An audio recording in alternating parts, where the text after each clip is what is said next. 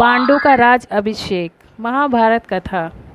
पांडु का राज अभिषेक के कथा हम आपको सुनाने जा रहे हैं। Welcome to my YouTube channel Gyan Sagar. ज्ञान सागर में आपका बहुत बहुत स्वागत है। ज्ञान सागर चैनल पे सब्सक्राइब करने के लिए ज्ञान सागर 602 पे सब्सक्राइब करें और हमें चैनल को आगे सपोर्ट करें। इस चैनल पे सिर्फ आध्यात्मिक से जुड़ी ही कथा या वीडियो आपके सामने प्रस्तुत होगी।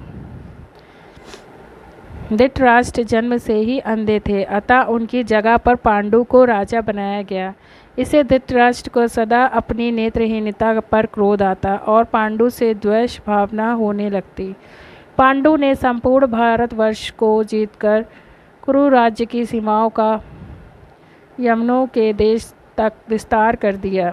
एक बार राजा पांडु अपनी दोनों पत्नियों कुंती और माद्री के साथ आखेट के लिए वन में गए।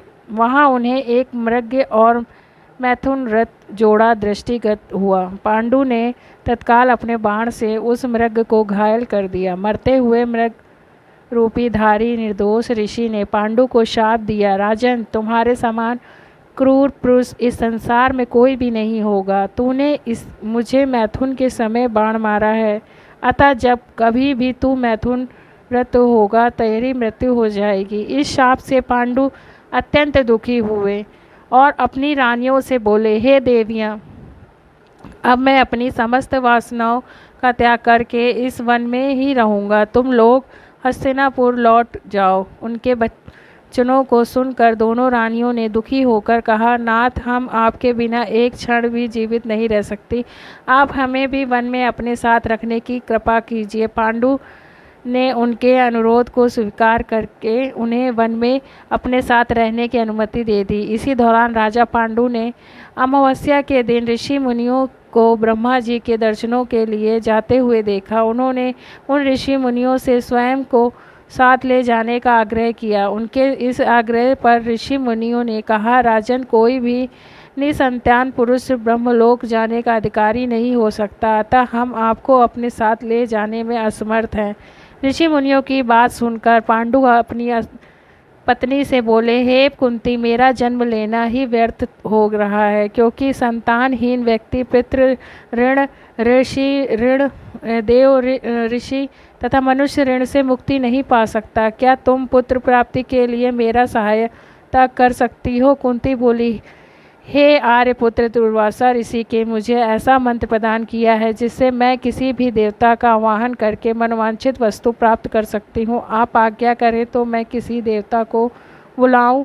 इस पर पांडु ने धर्म को आमंत्रित करने का आदेश दिया। धर्म ने कुंती को पुत्र प्रदान किया जिसका नाम युधिष्ठिर रखा गया।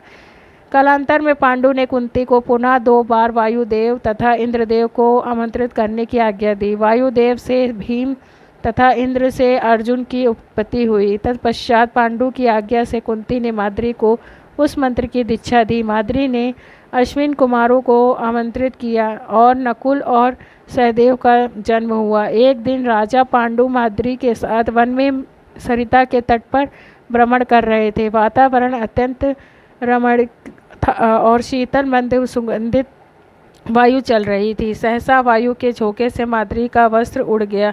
इससे पांडु का मन चंचल हो उठा और उन्होंने मैथुन रत हुए और शापवत उनकी मृत्यु हो गई। माद्री उनके साथ सती हो गई, किंतु पुत्रों के पालन पोषण के लिए कुंती हस्तिनापुर लौट आई। वहाँ रहने वाले ऋषि मुनि पांडुओं को राजमहल छोड़कर गए। ऋषि मुनि तथा कुंती के कहने पर सभी ने पांडुओं को पांडु का पुत्र मान लिया और उनका स्वागत किया। अगर आपको कहानी हमारी पसंद आई हो तो हमारे चैनल को लाइक करें, शेयर